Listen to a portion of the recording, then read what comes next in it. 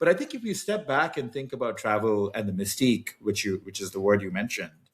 um, one of the greatest allures of travel is that it is, while it is essentially in many ways a human imperative, it is not quite as basic in the Maslow's hierarchies, of needs, right? But as a form of recreation and as a form of, to your point, opening up people's horizons, it is right up there, right? And to me personally, it is what actually gives joy to, I think, such a large number of people, even those who don't travel very often,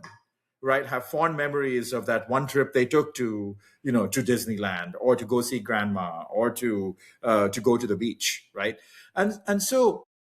I would love to see the industry, regardless of whether or not you're at the luxury end of the spectrum,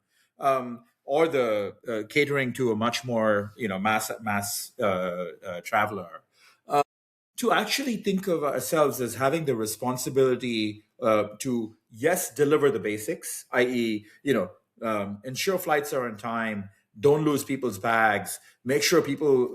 have clean rooms or to check into, whether they're staying at a hotel or a rented accommodation of some sort. And that they also feel well informed and catered to in terms of how they can actually maximize the joy they would get from that trip in terms of options provided to them. I think those, to me, strike me as sort of table stakes, fairly fundamental things you need to deliver on. But I think the ability to actually go above and beyond with a few, touches that are distinctive and that only you can offer, whether it is that, a destination specific gift or forms of messaging as you're on descent into arriving at your destination, or whether it is, having a little bit of a locally curated offer or experience that is available to your guests when they're staying at a hotel, that is done by, local guides instead of what might feel like a corporatized you know brand offering.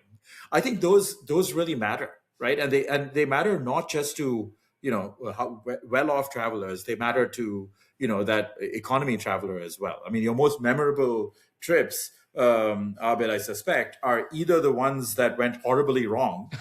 because your flight was 17 hours late, or, your hotel room flooded or whatever, or at the other end of the spectrum are the ones where you had an unexpected source of joy that came when you were least expecting it.